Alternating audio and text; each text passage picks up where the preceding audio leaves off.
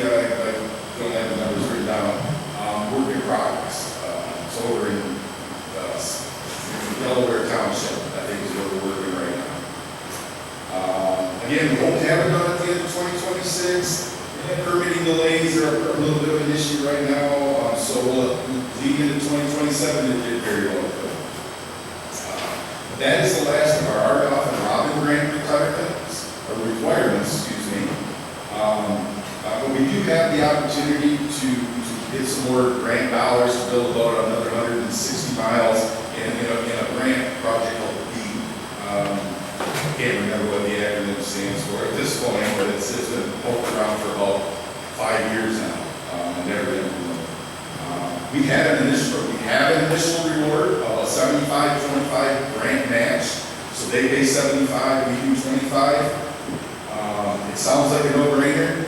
They get 75% of the money, and down the road it may be, but with the taxes you pay, being road right away and other things, it makes it a little sketchy in the first few years. So we're as a management team, as a board, we're discussing that. We have till about July 1st to make a decision. So stay tuned. Don't know if we're going to go there just yet, but we have done the work towards that. As President Finley said, we have about 5,300 TEC fiber subscribers, 163 VoIP, which is voice over internet, through telephone essentially for a landline. We have about 163 of those accounts right now. AirVantage about 1,320 fiber subscribers, including many large businesses. They serve either the backbone or the actual service for many of your schools, hospitals, libraries in the Thumb area. And that's even St. Clair County, Thumb area, some Bay County, Saginaw County. So a very large swath of those schools, hospitals, and libraries are off of our AirVantage backbone.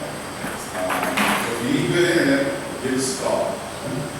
Wireless is streaming every day. If we knew it would happen, as people get better internet, they just unsubscribe from their wireless. Whether that's our internet on the fiber side or if we're not built into an area, it could be somebody else's fiber. We are losing those accounts, so it can be a difficult thing to manage. It was losing a decent amount of revenue. We've lost about 1,000 subscribers in 5 years since we've purchased AirVantage, so it takes a hit on the numbers. In the political arena, it's really quiet in the energy world right now. I think Republicans in Michigan on the House side, or I shouldn't say just the Republicans, on the House side, I believe they introduced some bills or they passed some bills on possibly looking at reviewing the energy laws, but with a split group between the House and the Senate, and then the governorship and the Democratic side is likely to go nowhere at this point in time. And then we also see, a lot of, it's election year. 2026 is an election year. New governor, new senators, new representatives, that sort of thing. And there is a lot of political bluster, data centers driving up costs, that sort of thing. And we'll see. Right now it's mostly bluster, not actual legislation. But again, data center things, solar things, they really are a power supply issue on electrics, mind at this point in time. Just a couple final notes. Our youth tour, representative went to Washington, D.C. They're either leaving very soon or they've already left. But Kendall Reel from Elton Pigeon Bayport High School was our representative this year. And then we have 3 scholarship winners chosen for this year. Each one will receive a $1,500 scholarship, I believe you give it on successful completion of their first semester. Maya Garza from Deckerville High School, Brooklyn Wendland from Sandusky High School, and Danielle Curry from Kingston High School. So that's my spiel, if you will. And if anybody has any questions, I'd be more than happy to answer them.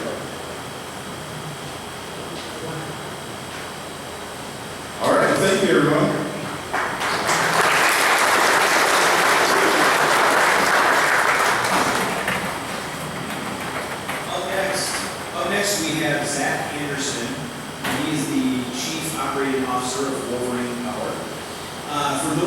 don't know, in the past, Electric purchased power from other places, and in 2025, we became members of Wolverine.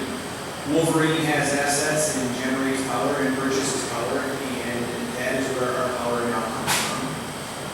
They are a cooperative. Most of the co-ops in Michigan, the electric co-ops in Michigan, are members of Wolverine, so we joined some good company. In doing so, and becoming part of that board, part of that group, we also have two people, Kim Nunn and Greg Konstantin, who are on our board, also have a seat at the board of Wolverine. So when they talk about new things and things they are looking at doing, we now have a say in that. So we as a co-op are members of the co-op. You share interests, visions and stuff like that.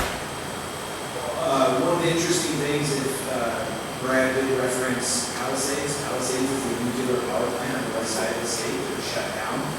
Wolverine is part of that project to bring that back online. And Zach made a comment on that. It sounds like it's going to be very, very soon. Wolverine also generates power through natural gas turbines, natural gas power plants. And they have their fingers or their hands in other things like wind and solar and all that. So, at this point, I'd like to go ahead and introduce Zach Anderson.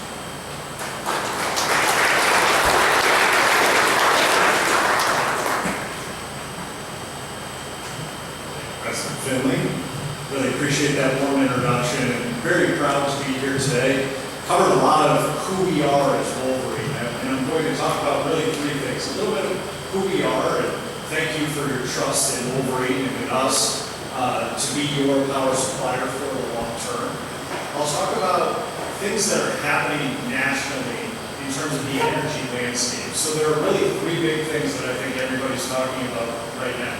That's data centers, really large loads, renewable energy and changing electric grid, and then inflation and the impacts that's having on everything that we all do to live, work, and play. Everything's just a little bit more expensive. What does that mean to us as we're a key input in your cost back home in your bill?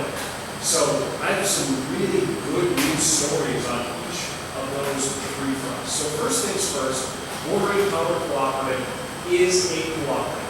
So you own us, and we have an obligation to do two things for you. To provide generation, so that means we need to have enough generation for Electric Cooperative and the 5 other cooperatives that we serve in the state of Michigan to meet and exceed your generation needs, both near term and long term. Simple as that. We also have a responsibility to make sure that there's transmission available to deliver power to the phone. And this is an evolution that's happened on the power grid over time. It used to be you had to be physically connected to the 1,600 miles of Wolverine transmission to be part of Wolverine. That's not the case anymore. There's open access to transmission, which allows for phone to be served by Wolverine, even if we don't own those transmission lines that deliver to Electric Cooperative to take that to your home. So our job is to generate and transmit to our members, and we have a very simple mission. We need to be reliable, again, meaning we have enough generation to meet and exceed your needs as a cooperative. We need to be cost competitive. That means we are mindful. We're not for profit, just like Hub is not for profit. So all we're doing is passing through cost with a little bit of margin that's ultimately allocated and then returned in the form of cash back to Hub. And so we are a cost-based power supplier. So our costs become your costs in terms of the share. And so we want to be mindful and make sure that the power supply we have is competitive on behalf of Electric and our other cooperative members. And then lastly, we're here to provide service. So if there's anything that we can do for Brad and the team, that's what we're here to do. If they need support on the communication side, on the engineering side, on design or build of a substation, we do that on behalf of our members, and we do that as just part of you own us, and that's our responsibility. And we take a lot of pride in providing that for Electric Cooperative. So again, really proud to be a cooperative partner that's long-term focused and not for profit, just like you.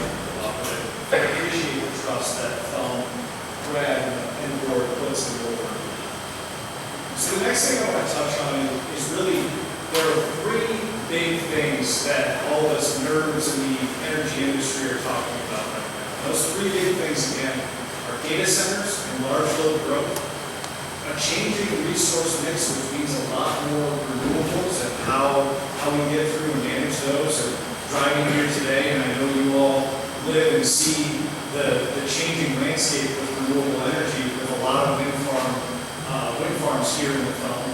And incoming solar, I know that's the next wave of renewable energy and what that means to the landscape. And then lastly, to talk about inflation and how there's really a confluence of a couple of things. With new data centers that are really, really large, driving a lot of needs for all of the inputs that we need for power supply business and how that impacts us, and fortunately, how it doesn't impact us to the same degree as those that don't have the portfolio of assets that the members have allowed us to invest on their behalf. So first things on data centers. Data centers are, as Brad mentioned, really, really big. To give you a perspective, right now, the state of Virginia alone has 20,000 megawatts of data centers connected to its grid in the state of Virginia. Anybody care to venture a guess as to Michigan, with a population of almost 10 million people, and all the manufacturing and infrastructure, the homes, businesses, and farms? What do you think Michigan's peak is today? 20,000 megawatts. There's a state of Michigan's worth of new electric demand in the state of Virginia. So these data centers are massive, and they're driving change in the energy industry to meet this growing demand that, quite frankly, we haven't seen in the electric business since the United States came out of World War II with the manufacturing boom, the baby boom, and the growth that really was a big part of the driving force of this country through the end of the 1970s. We have not seen load growth like this in a really long time. And arguably, we've never seen load growth like this. So big, single locations. And so I think, without having a very specific opinion, I think regardless of how you feel about data centers, being intentional and mindful, if a data center comes to one of our member cooperatives, is essential because they are so big, making sure we manage those costs. I'll talk about that next. So data centers, they're here, they're coming, it's a real thing to be managed, and we're working with our members to manage those data centers if and when they're on. The next big thing is renewable energy.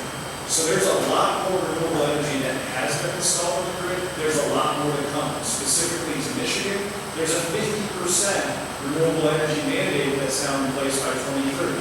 Again, not a political statement, that's just a reality that we have to plan for. And as I'll touch on in my closing, we have a portfolio that's already ready and ahead of that mandate on behalf of FUM. So we don't have anything new to do on that front. But you will see, and I would expect that you'll see more and more solar, because the wind movement build out, a lot of those projects are already built, a lot of those projects that have been pushed back against building new wind, so there's not a lot happening in the wind space right now. So right now the move is towards solar. And so there's a lot more solar development planned both in Hum and around the state that we're closely monitoring. But right now Wolverine does not have any active plans to invest in new renewables, and I'll touch on that in conclusion. So a lot more happening in the renewable space. We're watching that, monitoring that, and you should expect to see that changing of the grid. Which, what that means from an energy planning perspective is new wires in new places, different assets that if the sun's shining, you have a lot of generation. If it's not, what picks up that slack, and how do we manage that with changes in weather, whether that's wind or just the rotation of the earth and sunrise and sunset. That's a challenging in itself.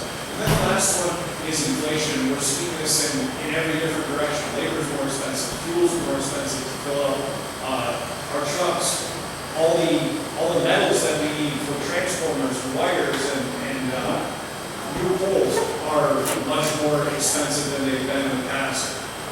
so how do we manage that cost on behalf of the membership to make sure that you remain not only cost competitive, but as affordable as possible in a world where things have become much, much more expensive over the last 3 years? So, in conclusion, I'll talk about each of those areas and what we're doing. You can't solve all that. You can't solve inflation. You can't solve all the great issues that come along with new renewables and embracing all of that. But we've done things in our past, and we're in a great position to be able to manage them on behalf of them and our other members. And so number one is data centers. What are we doing? First things first, and by partnering with Wolverine, we have an obligation to serve data centers. So if there's a large company like Microsoft or Meta or Google comes along and says, hey, I really like that piece of property, I've acquired it, and Thumb served it historically, Thumb has an obligation as a utility provider to serve that load. So what do we do about it? We've been working with all of our members to implement caps on how big a load, how big can it be to get their regular rates. And those caps are really low. They're much, much lower than what a data center will want. So that means all of the costs of that new data center is paid for by that data center. So we put caps in place, we put specific restrictions in place, and special contracts that that data center, any cost that it brings to the table, and there are multiple billions of dollars of costs associated with these. You're talking $4 to $8 billion of utility costs, making sure that the data center is responsible for paying that cost, and that cost never comes back to Wolverine, never comes back to Thumb Electric Water. That's what we're doing to manage the obligation that exists. Will it ever come to the Thumb? I don't know, but we can't just assume it never will because it's a rural place. We've got fiber, there are transmission assets here. Never say never, so it's more about preparing for what could come so that we're ready for it than saying, it's not going to come here. We're working with all of our members on it. On the changing grid and renewables, what are we doing? We have a portfolio that really is truly an all of the above portfolio. We have the Palisades nuclear plant that I expect and hope will come online here in the next few months. And that's going to be price stable, cost competitive, carbon free as a kind of added bonus for us, which helps with Michigan's new energy law in that we don't need any more than Palisades on behalf of the members to meet the renewable energy and clean energy requirements long term. So that's a great thing for us. We have it, it's a known cost, and it will be online here soon. We have our peaking power plant portfolio. What's a peaking power plant? What a peaking power plant is a very flexible resource. So that means if the wind's not blowing, the sun's not shining, and there's a need out on the grid to run generation, our units can start up in less than 30 minutes and meet that demand. When they do, and they're running more and more often, it used to be, you say, it's peak. So it might run 5% of the time. Now we're running 20% of the time. And our machines can do it. Thumb and our members support the costs and the resources needed to run.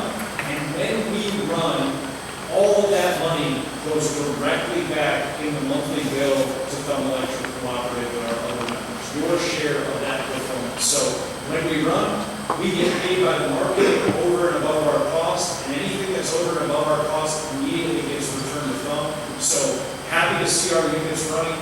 We generated well over $30 million in that category last year, and so all of that money went back to Thumb to help keep your rates stable. So we have our peakers.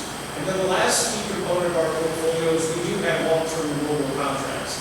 Thankfully for us and for Thumb as a member, those contracts were done at yesterday's cost. And so those costs are about half as what it would cost to get a new renewable energy project. We don't need another one or two or three. So right now we're in a great position to have enough of what we need. It's a good part of our portfolio, and glad to have it as part of yesterday's costs. The last thing I will share is on inflation. The good news that we have is that Brad used the phrase built right, built at the right time. We have a portfolio of known costs that will run for the long term on so we don't face this rapid inflation for a huge part of your electric bill, and that's in the power side, on the generation ownership side and the energy operating side. We have no cost for the next 30-plus years in our portfolio, and those were built with yesterday's dollars. If we went and replicated our portfolio today, our newest power plant, we built it 10 years ago, it's a 400 megawatt power plant. It cost us then a little less than $200 million. That power plant today would cost $1 billion. The good news is we don't have to invest that next $1 billion because we already have it in our portfolio. It's new, it's modern, it's clean, and it's efficient, and it will run for decades. So that's the message I want to leave you with, is that there are certainly challenges in the utility industry that we are all facing and we are all dealing with. I'm proud to say that our partnership with THUM and our cooperative members, that we are in an outstanding position. We're not going to be able to solve all of these problems, but we are better positioned than anyone else to weather these challenges both today and for decades to come. So thank you so much for your time and the opportunity to speak with you this morning. Thanks.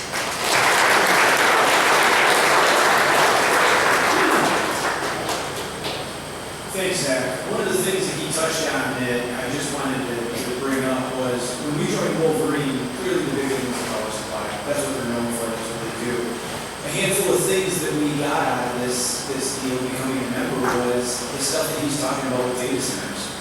We don't have to go out and spend huge amounts of money with a lawyer trying to figure out how to protect us as a co-op in our community. We're working with Wolverine, who has lawyers that are doing that already, because they're protecting other members and other parts of the state. So it's been a great program. Those are things you guys don't see, but being a Wolverine member is huge. At this time, I'd like to turn things over to our attorney, Kyle O'Mara, as he facilitates the in-person voting and some speeches.